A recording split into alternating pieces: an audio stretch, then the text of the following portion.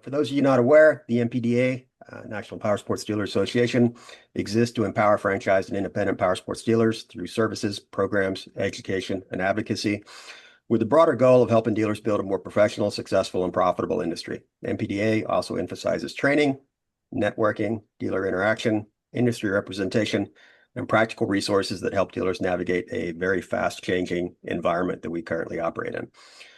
This new NPDA Partner Series, which we are participating in today, was designed to give dealers direct access to the companies, tools, and people helping shape the power sports retail landscape. Over the remainder of the spring and summer, I'll be featuring NPDA partner organizations on an almost weekly cadence. So typically, there's going to be 3 of these each month, maybe 4, depending on what my personal travel schedule looks like.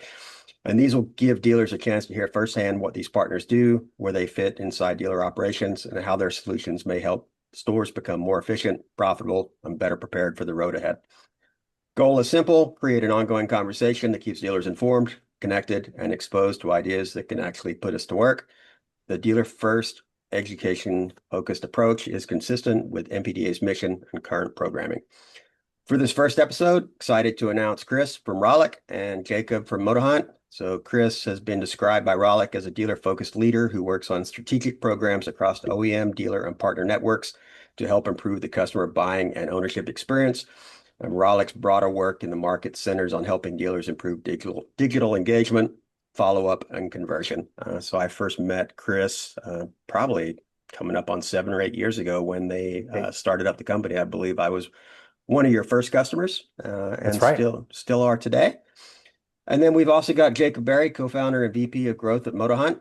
Motorhunt positions itself as a power sports inventory management and lead generation platform built to help dealerships price smarter, appraise trades, track inventory issues, and generate qualified leads.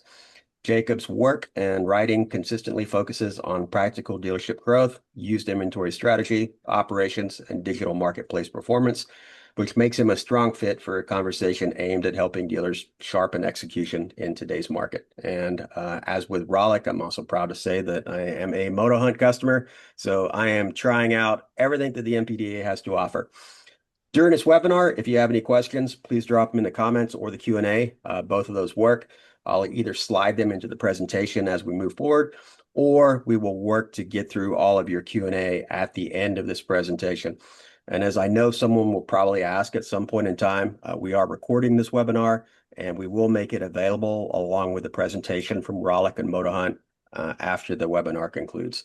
So with that, I'll turn it over to Chris and Jacob. Oh, and one other item. Did have a power outage at my house yesterday. So if it does go out, probably be gone for like 5 minutes while I go fire up the generator and put the little satellite dish up, and then I'll be back. But yeah, if I disappear, it's not because I fell asleep. It's because the Dominion cut me off. So with that, Jacob and Chris. Awesome. Thanks, everybody. I know, Jacob, you're going to kick off first. We'll kind of break it up into two sections. And then Jacob's going to start and share his screen. Jacob, and I'll pick up after you. Yeah, thank you, Chris. Thank you, Mark, and welcome everybody. Today we hope to inform you of a few things. Our title of the presentation today is From Click to Close, and this is how the modern dealers in our industry are capturing and converting more customers through the online portals than ever before. So a little bit of my background. I came from a big dealership group, and this was my bread and butter. These are some of the power sports teams that we had trained, that we had, instilled a lot of the processes that are still being used today. But the digital lead was something that was very important to me to understand, and I hope to share some of those findings with you today. So let's talk about the different types of leads that an average dealership would get. Of course, there's the walk-ins, the be-backs. You have previous customers who have bought from you before, referral from family and friends. We have service and parts customers who may buy a bike from you from those other 2 departments. You have prospecting. These would be your bike nights. These would be your sales guys going out there and trying to gain their own customers. But the 2 that we're going to mainly focus on today would be the internet form lead customer and the inbound phone call customer. These are 2 typical customers that will come from your online efforts, from your website or other third-party places. So let's talk about who this buyer is, right? And really, again, to capture the frame here of what we're talking about is to understand who this buyer online is. You're one, I'm one, Chris and Mark, we're all online customers at this point, but understanding the motorcycle purchase through that buyer's eyes, we just kind of need to kind of take a step back and understand them a little bit more. First of all, it's a person, right? These are not leads, these are real people. They're predominantly male in our industry, 35 to 54, experienced and informed, and emotional about this industry. They've already visited multiple websites before they ever land on yours. They're spending on average 14 plus hours researching before they submit a lead. And they're not a stranger to the product. They're more of a stranger to you, the dealer selling it. If we kind of talk about the customer journey in a holistic sense, they're getting bombarded with roughly 24 or more research touch points that an average customer would go through to go down the journey of this buying cycle. They're looking at comparing models on the OEM sites. They're watching video walkarounds, consumer sites, review places, OEM sites. They're talking to Facebook groups. They're doing research online, all sorts of different places that customers can find information about what they want, watch videos, and consume a whole bunch of media about it, even before the consideration phase happens and contacting your dealership. Here's another way to look at this. These are all the different touch points that a customer might go through in an average buying cycle when they're researching online or otherwise. The green section here in the middle, we're seeing 20% year over year with search engines, 20% year over year with video sites. And this graph doesn't even include AI, which is a huge, huge component of how people are researching what it is that they want to buy, where they want to buy it, and even taking it a step further in researching on how they should buy it from you. That's right. Jacob, yeah, we're seeing a huge impact of AI, people going into Google search now and getting, which dealership should I go to? I'm a certain age, I use these products, and I'm looking to find which dealership to interact with. So it's very important for you guys to be aware of it. AI is huge. And there are also certain steps that a dealer can take to be presented on some of these AI, like OpenAI, ChatGPT. They can be a little bit better represented with their inventory or some things about them that it would recommend your dealership as well. So this customer of your dealership, they know more than you think, right? It sounds kind of obvious, but let's just kind of talk about the stats. OEM websites are visited 64% of the time, while dealer websites are visited 36. So they're getting it from the horse's mouth. Even for some of the pre-owned stuff, they're looking at past model years from the OEM specs, and they're really wanting to learn more about these bikes from the companies that make them. They've already read reviews, they've watched comparison videos and checked social media. And here's an interesting stat. 8 out of 10, so 80% or more, 60 to 80% will not buy the exact same unit that they originally inquired on. This can be a difference in the color. It could be a trim package. It could be with or without accessories. It could be a pre-owned, but not every single customer is buying the exact same unit that they submit a lead on.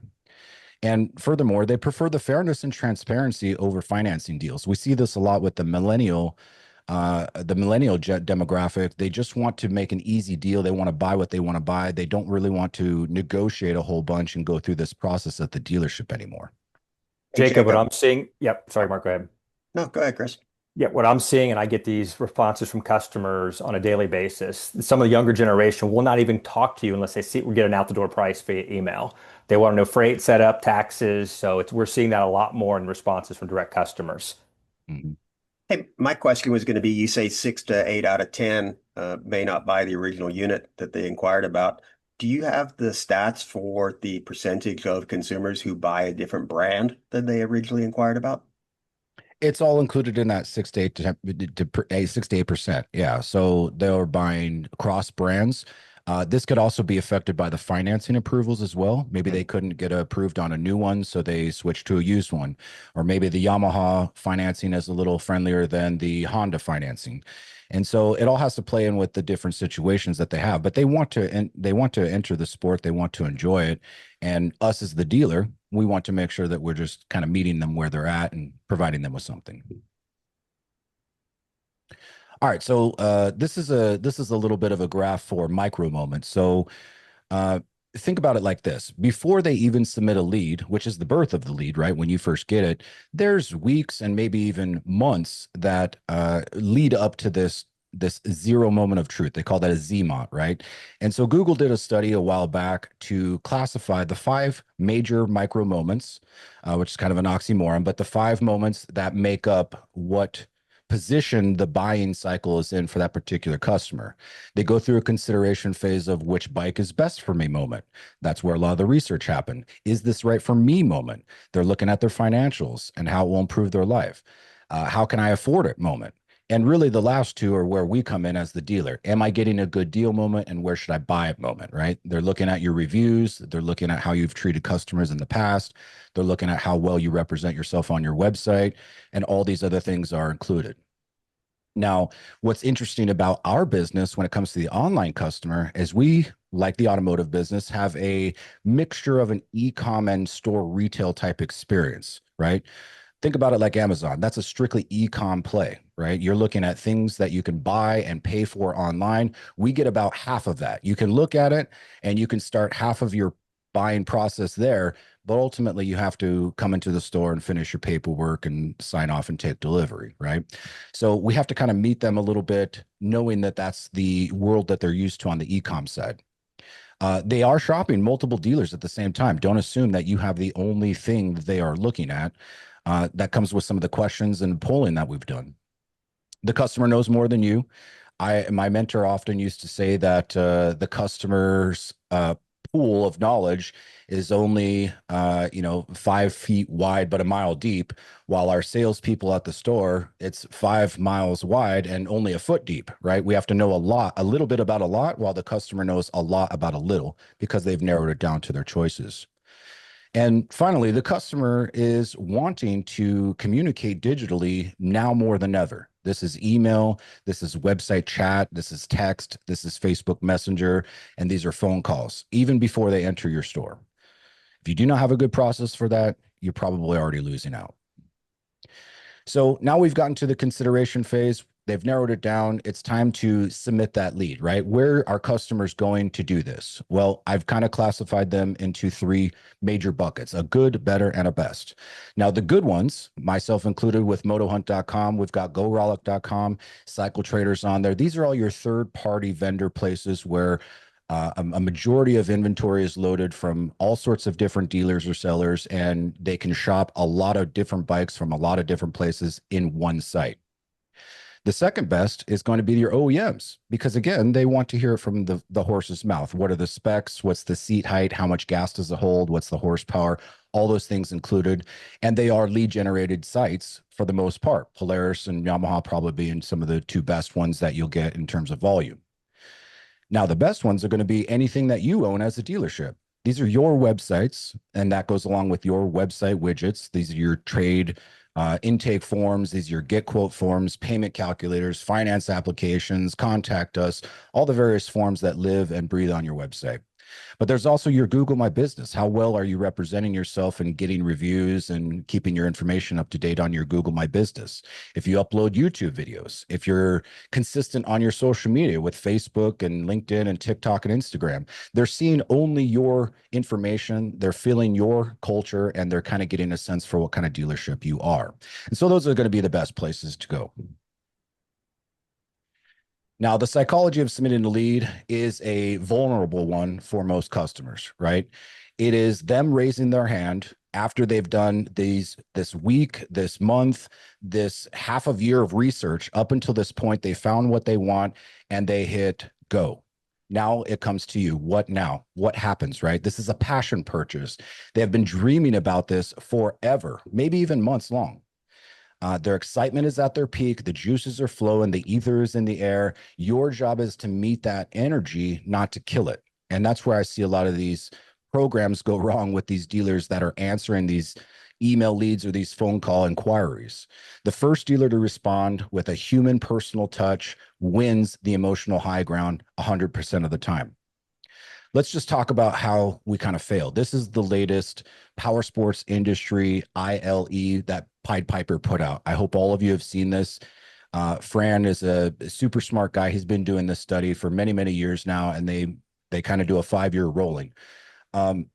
Basically what he's saying is that half of our leads are not being answered, right? So everything that I just said about the energy, the momentum, the months of consideration that goes into a customer actually putting in their information and hitting submit on your get quote dealer spike button, uh, half of them are going without an answer. And this has been happening for 5 years. 5 years, no progress, right? We have Hey, been at the same sucky place for the last 5 years. Yes, Chris. Go ahead, Jacob. Mark, get something first. Go ahead, Mark. Yeah, it seems like me and Chris keep wanting to Yep. talk at the same time. So It's okay. We're thinking I'm the gonna same have, way, Mark. I'm gonna have to Draw find the master straws. mute button so I can turn Chris off. There you go.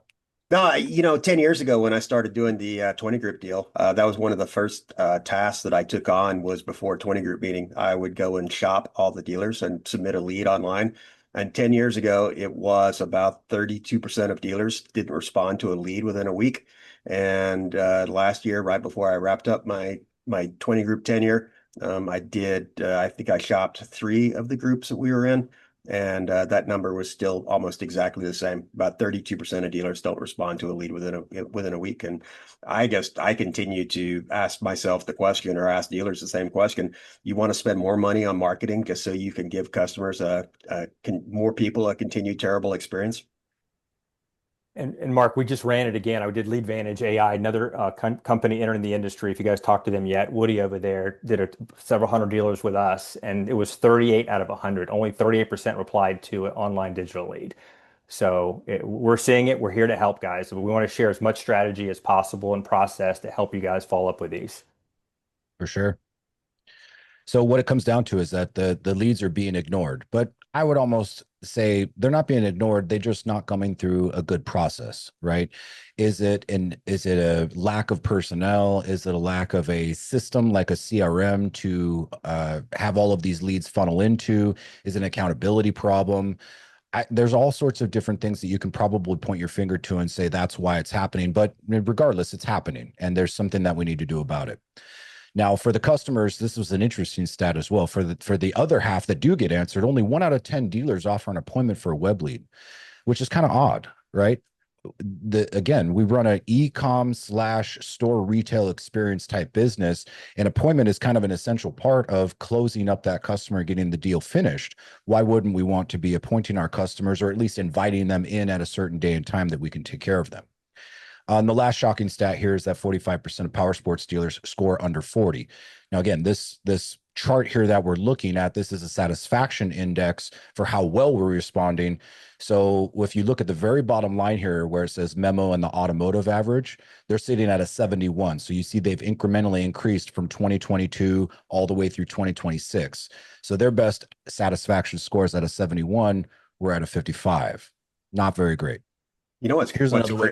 what's crazy Yes. about that metric too is if you can go back one slide real quick.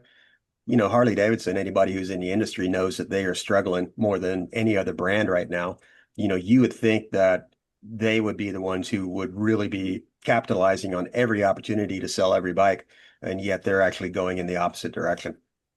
They are, yeah. They've had a 13% decline since 2022. Yep. That's crazy. Here's another way to look at this chart. This is by brand, obviously, right? So the Indian dealers and the Harley dealers, those are two American V-twin. Most of the time, Harley Davidson will be standalone. There are about half the dealers are standalone for Indian. So what is it about these two dealers that are consistently scoring higher than some of the metric or off-road brands, right? But regardless, our average in the industry is a 44. You can see that there in the middle line there in white, while the very bottom of the line of Memo 2026 automotive industry, their average is at a 71. And I think BMW had the top spot in the auto side. And I don't often like to compare ourselves to the automotive industry, but it's really kind of the only industry that we can compare ourselves to because they operate a similar model. Sales, parts, service, inventory, etc. You name it, we kind of do the same thing, just in a whole different world. But the point here is clear. While you wait to respond, your competitors already are.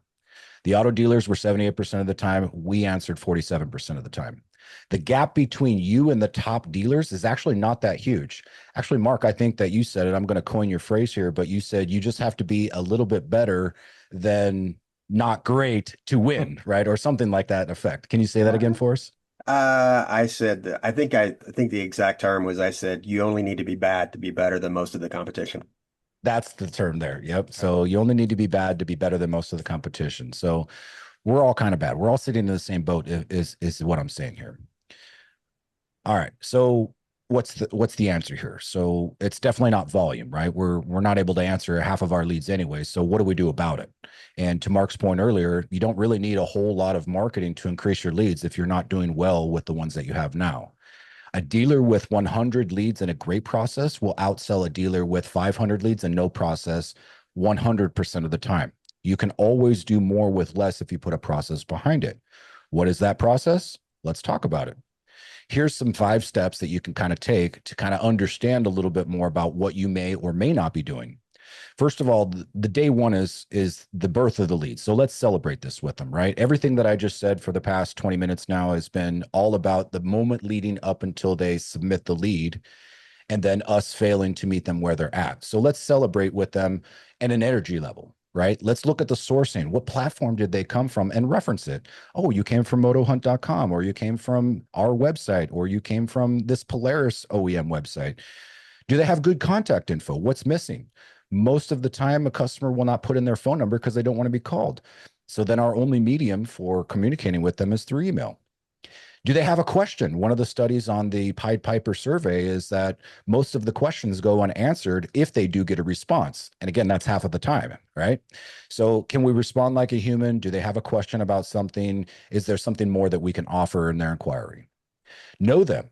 Have they been here before? Can we look them up through our CRM, through our DMS? Have they bought parts or service from us before? All of these are little pieces that you can kind of collect and gather a little research on every customer. It may take a little bit of time, but you'll get pretty proficient at it. I would also put them into a Google search. It's wonderful to see them on Facebook. Maybe they have a LinkedIn profile. You can learn a little bit more about them and personalize that first response. And then obviously, this is what Fran from Pied Piper had just said, is that at the very least, if you're going to respond, try to do it all in that first day before they go home for the night, right? So respond to everybody at least once, and you'll see some of that Pied Piper stuff escalate, right? In terms of not getting responded to at all, right? So that's my part of the presentation here. Again, it was leading all the way up into how they're considering your dealership, how they're considering the products that you sell, them submitting the lead, and you getting the first response. Here's my info if you'd like to talk a little bit more about this, or if you're interested in listening to the podcast. I also run a podcast called Dealership Fix It. That's our website for Moto Hunt. And now Chris is going to lead you into the post lead first day part of it with the nurture programs. Let me see if it lets me share Jacob real quick.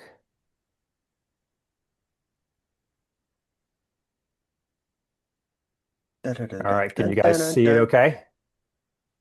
We can see it. Yes, sir. Yep. Awesome. Okay, technology is awesome when it works. So those who don't know me, Chris Elishan, Mark mentioned I've been with Rollick for about 8 years. My focus, born and raised in an outdoor recreation and equipment dealer in Tampa, Florida. I want to help dealers find, win, and keep customers, right? We work at about 150 OEMs and over 4,000 dealers.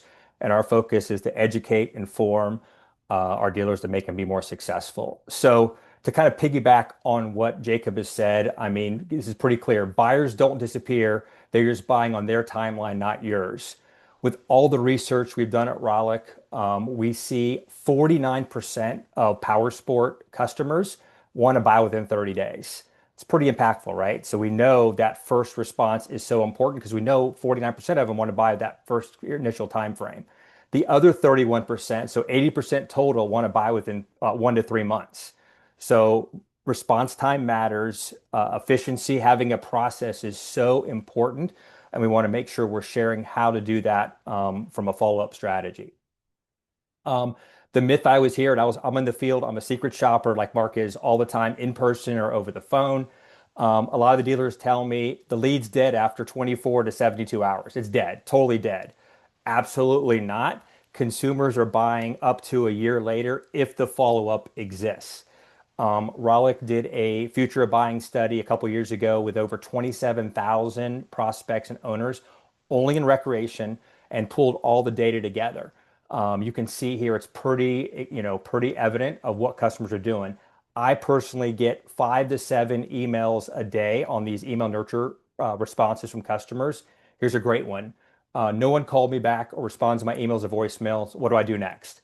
And Jacob said that once they submit a digital online lead, they're asking your information. What do I do next? What's the next step in the buying journey? I have no idea, right? Your sales team is to guide them through that buying journey. Another I example. Sorry, go ahead, Mark. Go ahead, Mark.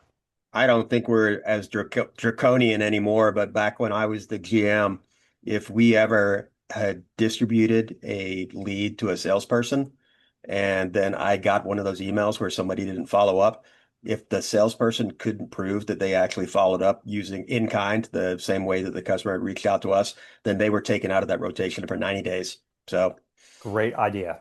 Fantastic. That's exactly what we see. I mean, we're seeing these on a daily basis. Another one that, to Mark's point, this is a direct reply from a customer. So this gives to, a GM or the owner of the dealership. Good morning. I sent inquiries to 3 dealers on a new side by side. I purchased a new 2026 from the first dealer to respond to me within minutes to help answer my question. So there's a lot to unpack. Mark, you know this in the actual response. The first dealer responded to them, responded to them in minutes, and they answered all their questions. Right? I think that's the key is so many people apply to a digital lead and have multiple questions, and the dealer just says, "Hey, how can I help you?" And they won't go into detail and answer those specific questions. I think it's huge. The other piece I want to share is these customers are expecting a multi-channel approach. They're expecting a phone call, a text, and an email if you get a phone number when that lead is submitted, all three. They're going to tell you within minutes when they reply is what's their preferred method of contact. There's a perfect example of a customer, another response I got from this past week. I'm on the phone all day at work from 9 to 6. I can't answer the phone. Please email or call me after hours. The hardest part is most of our dealerships are open 9 to 6. So how are you going to reply to that customer, answer their questions, try to find the product that fits their riding needs if you can't talk to them during normal working hours? And that goes back to Jacob's point of how can we schedule an appointment? You should have a way to schedule an appointment with those customers digitally versus doing that. So what we've seen is Rollick right now is powering a big OEM in power sports where we're doing an automated email nurture campaign. Those dealers that are signed up on this program by the OEM, we're seeing a 36% increase in close rate for those customers who receive a follow-up nurture email versus those that do not. That's a huge number, right? So to Jacob's point is like once you're following up with them, are you having an email cadence to do that? This is what they're expecting, right? So they're expecting email. 66% are expecting an email the same day they put a digital lead in, a phone call the same day. 52% are expecting ongoing communication up to a year when they put a lead in. If they're looking to buy it later, they're still replying to emails up to a year later. And what's interesting on Rollick is some of these emails, we're seeing not the autoresponder, the first email, we're seeing the fifth, sixth, or seventh email with the highest open and click-through rate, right? You wouldn't expect that 60 days later, but is just as high as the autoresponder email, replying back, asking questions, trying to figure out what the next step is to make that purchase.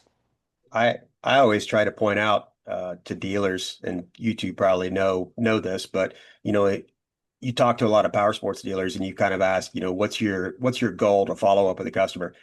Sometimes it's 2 hours, 2 days, 2 weeks for some dealers. But in the automotive industry, when you talk to dealers over there, they won't even give you a time anymore. The good ones, they just tell you that our goal is to respond to that customer before they've left the keyboard. It's exactly right. If you put and that's a good point, Mark. If none of you have done an auto lead recently, pick a Toyota dealer, pick a Honda dealer. Those are used to almost all digital leads. The response time, call, text, and these guys, a year later, I put a request in on my Ram truck. I've already bought it a year ago. I'm still getting a reply from the dealer I put a lead in if it's asking me if I'm in the market again, right? They're relentless. I mean, obviously, our industry, we don't have to be that relentless unless we want to, but we're seeing it across the board in that industry. All right, so this is what happens. So after a digitally is submitted, there's three distinct buckets. These are just buckets that I can prove after getting 5 to 10 of these emails a day. Number one, no one responded to me. No call, no text, no email. I got no response. Number one reason customers are coming back. Next one, specific questions. I ask a specific question about the unit, how I'm going to use it. Like Jacob said, how much gas does it take? What's the CCs? All the different criteria. Everybody's ignoring those questions. And Mark, you posted a ton of those examples from customers who always are asking questions. We just forget that. Oh yeah, Um, I have a 10-point scale that I grade dealer responses on. And my power sports average over the last few years was at a 2.8. And is really one of the things that gets a dealer a low score on my scale is that you ask one or two questions and they just ignore them. And you would be amazed at the number of times where I get a response back where somebody calls me Mike and my name is Mark. You got multiple typos, they ignore the question, or what I believe is the worst follow-up in the industry, even worse than ghosting a customer, is here's my phone number, give me a call. That's right. And that's just the one that, I'll pick up my hammer and I'll go to town wanting to smash my keyboard at that point in time.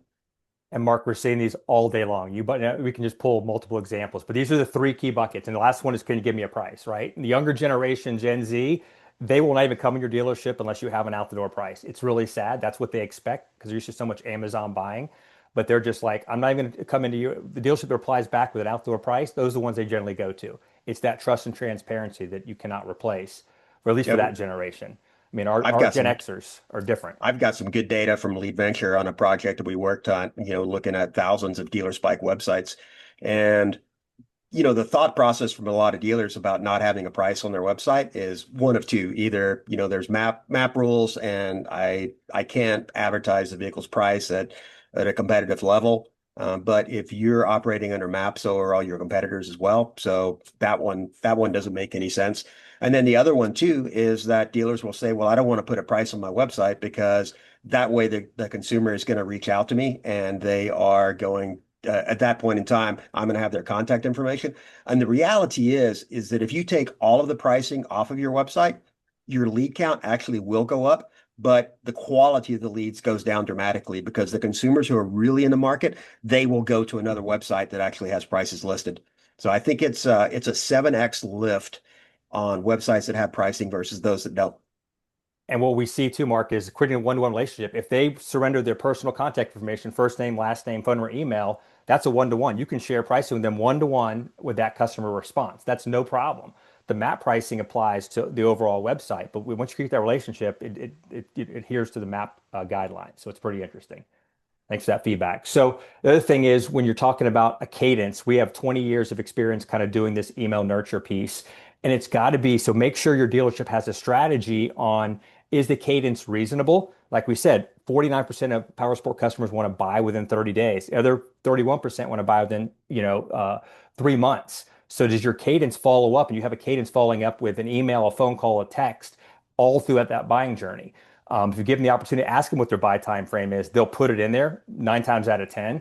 But make sure you have a full nurture strategy or follow up where you have a cadence of going out based on their buy time frame, different subject lines, different images. And I'll show you what we do here is kind of help having a dedicated email strategy to where you can have all about your dealership. Jacob mentioned having your social media links, right? They can link to your YouTube videos. They can link to your Facebook, your Instagram. They can see images of your dealership. I love when dealerships put all of their staff here. They take a picture of their staff in front of their dealership. That's their first email. That personalizes the buying experience for that customer. Tell them about you. Tell them about how long your dealership's been in business, what you can do for them, and then give them the ability to schedule an appointment. Jacob said that very clearly. How do you give them the ability to schedule an appointment? Put it on the email. Click it. Once they click submit, they'll give you date and times they're looking to come in the dealership on when they're not working. Other thing is search inventory. We're actually pulling dealer inventory feed and then pulling AI images. So if they submit it on a Polaris Ranger, we're going to show similar products in stock on that email when they go through the search and they're seeing a new fresh email on that email response. Get financing. So many people want either pre-qual or get financing. So link it right there. They can link right to your finance app, link right to your 700 credit, and you can get that customer financed. Because a lot of customers won't pick up their phone, right? They won't answer your text. But if you send a dedicated email like this, just makes your dealership more personalized. And everything Jacob focused on is personalizing your dealership why buy from you. The other thing I want to share is just reporting. You should hold your partners accountable. Mark's always good at this. He calls everybody out if they're not holding you accountable. Make sure you're getting from your partners reporting. What are they and sharing results? am I getting ROI, right? Am I getting results for what I'm paying for on a monthly basis? I hear all the time, I'm getting $3.99 to death from all these providers. Hold them accountable, right? Make sure they're paying, having an ROI for what they're doing for your dealership, and really helps that follow-up process. So for me, again, I have a QR code here. Any more questions about what we're doing at Rollick, you click on the QR code. Easy to get a hold of me, Chris@rollick.io, or a phone number that's right here. Jacob, So Mark, you want to add anything?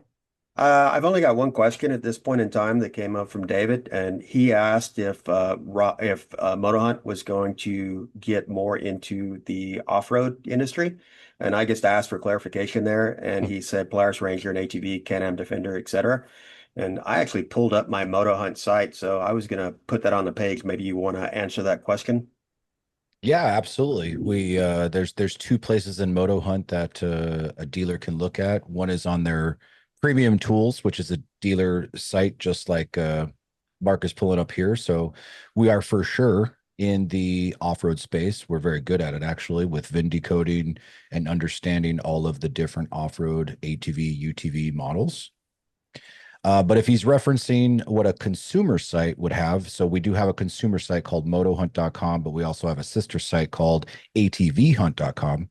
And so we do list your inventory when you're a Moto Hunt customer. We do list your inventory here for sale that customers can look at, browse, and submit leads on. That answer your question, David?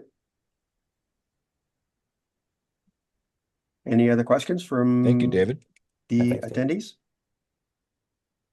I want to bring up some commentary on Chris's piece there. When we're talking about autoresponders, I encourage everybody listening to this to submit a lead on their own website or through one of their third-party vendors that they subscribe to at least once a month, and create a new Gmail if you want to go through the whole experience, but just kind of see what emails you get back. I would be encouraged for you to do this because you might be surprised at what kind of action you get.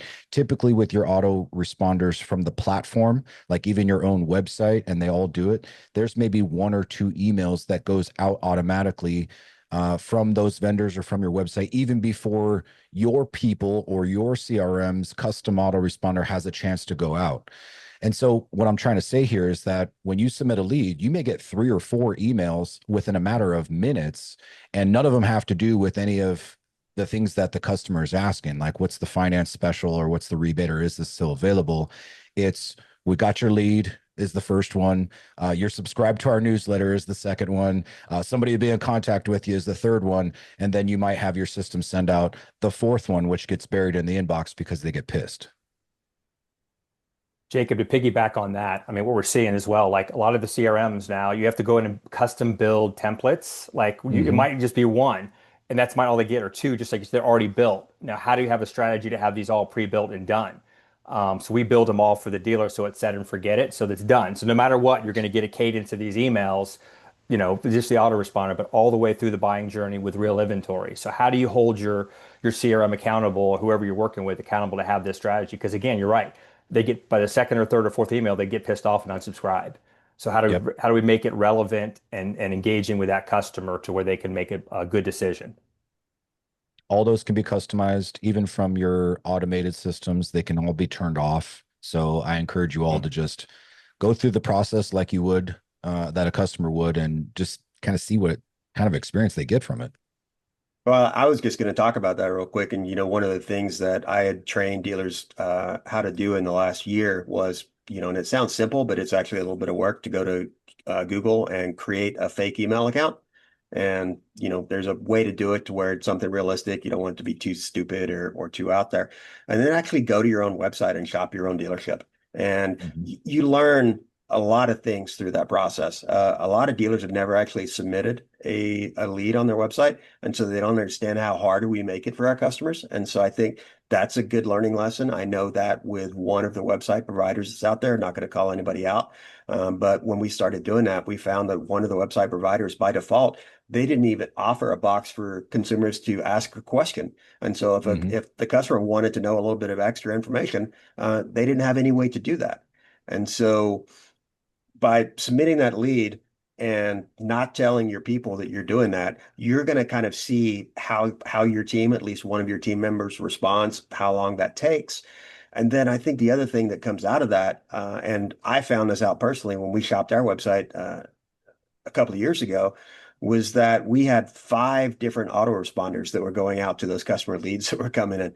And I Yep. just hadn't realized that, over time we had integrated our CRM with our DMS and our website and Raleigh and all these other tools. And I just hadn't thought that everybody by default had an autoresponder turned on. And so I submitted this lead, and all of a sudden I was just barraged by all these emails hitting my inbox, and it was really kind of surprising to me. And so we had to go back through and spend a lot of time cleaning it up and making sure that our customers got just the information we wanted them to get, and we didn't overload them. Inspect what you expect, right? That's the Mhm. name of the game here. You had earlier in your presentation, Jacob, you had some closing rates for dealers. And if you go Mhm. back and you talk to the guys like Sam and Tony at Garage Composites, they'll tell you that the closing rate 20 years ago, 30 years ago was about 12%. And when Mhm. you ask them today, they'll tell you essentially the same thing, that the close rate is about 12%. I all the time will talk to dealers and they'll go, oh, my closing rate is a lot higher than that. It's 20, 25, 30%. And I think the reality in that case is that those dealers just aren't getting all their customers logged into CRM. I don't know. You might have an individual salesperson who primarily works on repeat and referral business who has a really high close rate. But I think as an average dealership, anybody who's closing at better than 15 or 16 points, they are probably just not getting all of those customers logged into the CRM. Yeah, usually when dealers talk about a overall closing percentage, this is all sources included. I like to separate them because these are 3 very distinct types of customers that may submit on one of these 3 or all 3. The website is going to be your best tool, period, right? If you were to separate these out, if your CRM has the capability to do a source or subsource report and you list all of them out, you'll see the volume in one lead form over all the others. You'll see closing rates better on one form or another. And so this is getting a little bit granular. But yes, I agree. The industry as a whole, as an average for all of your lead sources, including your inbound phone calls, because that is a lead source all by itself, that should be included in these numbers as well, should be around 15%, I talk a which lot of is, smack. I talk a lot of smack about the auto industry, but there was a couple of years ago, Toyota came out with their dealer standards for the websites, and if you wanted to be top tier Toyota dealer, one of the things that they require of their dealers is that you have no more than 4 buttons on your VDP page. yes. And, I go even we're kind of sinning here too, so I don't want to come across as hypocritical on our website. But, when I started that process, I found that a lot of dealers often had 7 or 8 buttons on their website. And, if you still got a print button and a share button on your website, get rid of that stuff, kind of clean things up for your customers. What do you find? Because you kind of support that process now through Moto Hunt. What call to actions really drive the most consumer leads? Well, what's funny is I'm looking for the podcast that you and I did that talked about these very same subjects. But yeah, limiting the amount of buttons and even widgets for that matter, or consolidating into a handful are going to walk the customer digitally through a better journey on your website to convert more through one of those 1 to 3 or 4 actions if it's truly necessary.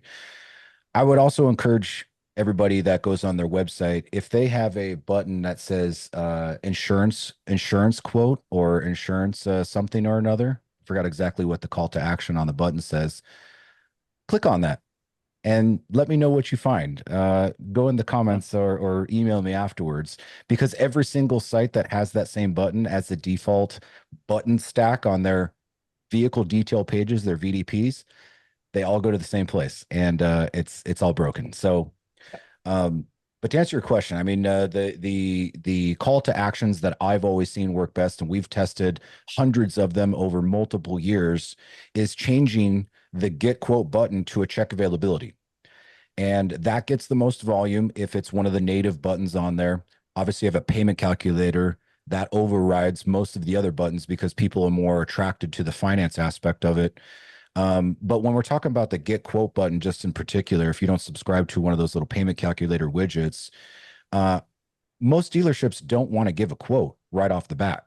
And so if you have a button there and the customer fills it out with the expectation that they're going to get a quote, and yet the person who half the time answers it doesn't give a quote, their expectations aren't being met. And so what I like to do is play around with the button wording. We call that a CTA, or maybe even a color from red, or we'll change it to green for money, or blue if it's in the theme of the website.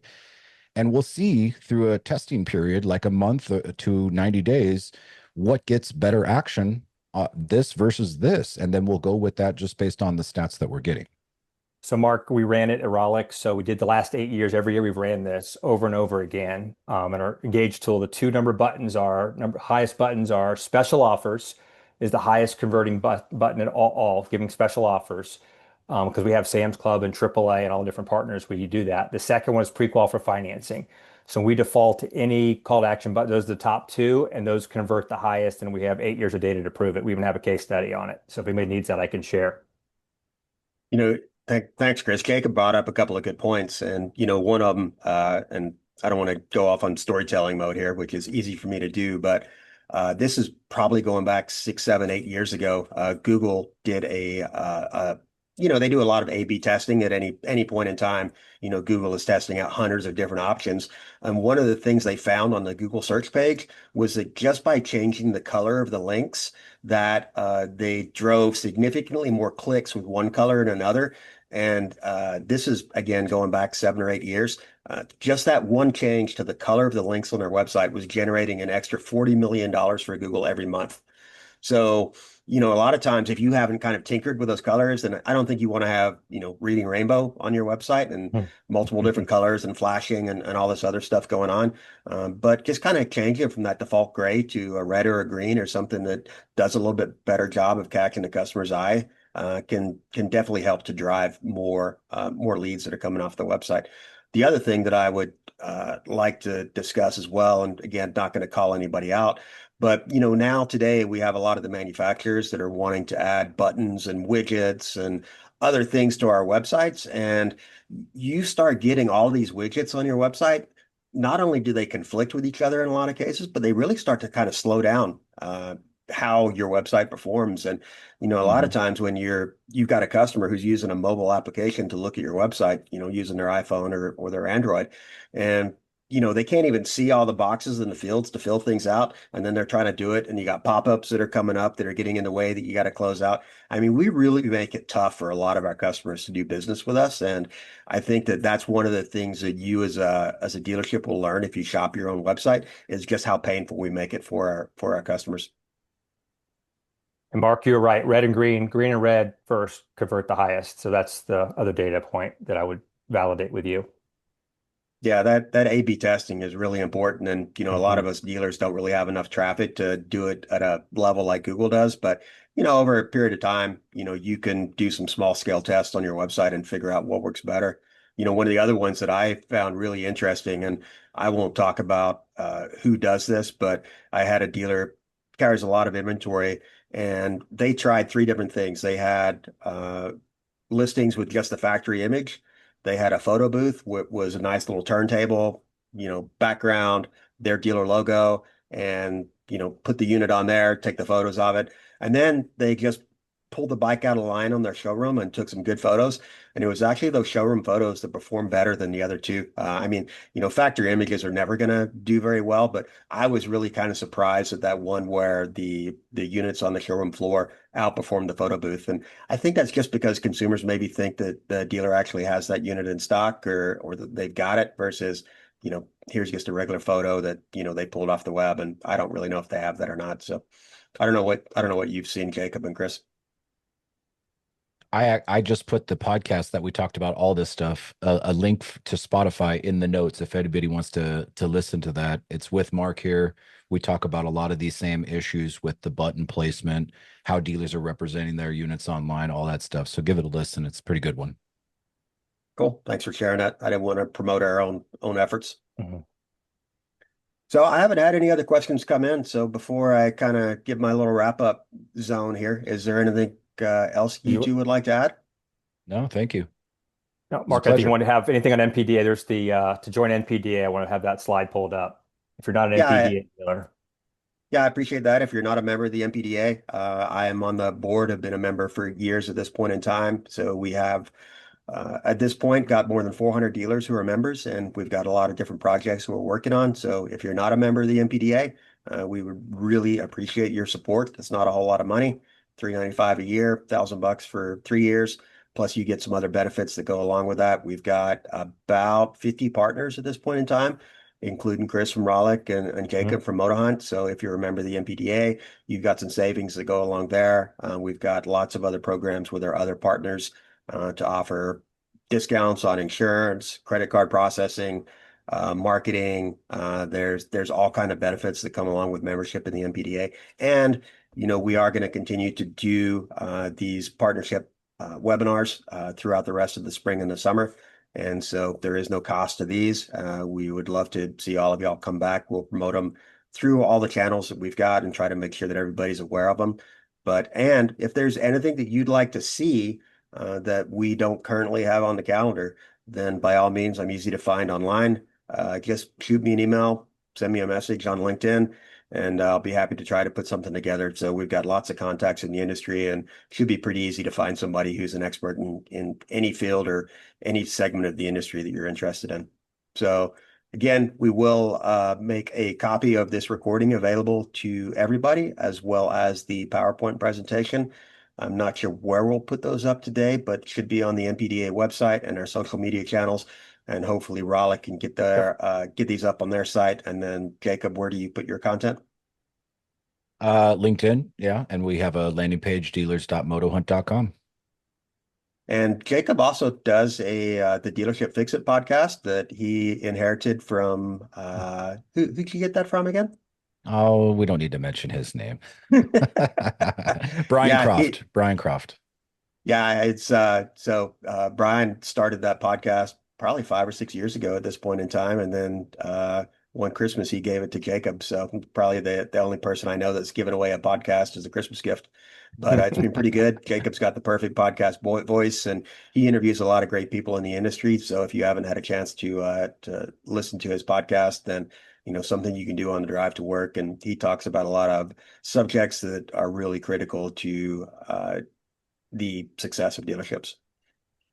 So with Thank you. that, I will wrap this up, and hopefully, I think we've got another webinar is kicking off next week. I don't remember what the topic of that one is. As you can tell, I'm kind of winging it at this point in time, but by the end of the summer, I should probably be pretty good at this. So thanks for everyone who attended today, and we hope to see you again next week. Thanks, Thank you. everybody. Have a great day. Bye-bye. Bye.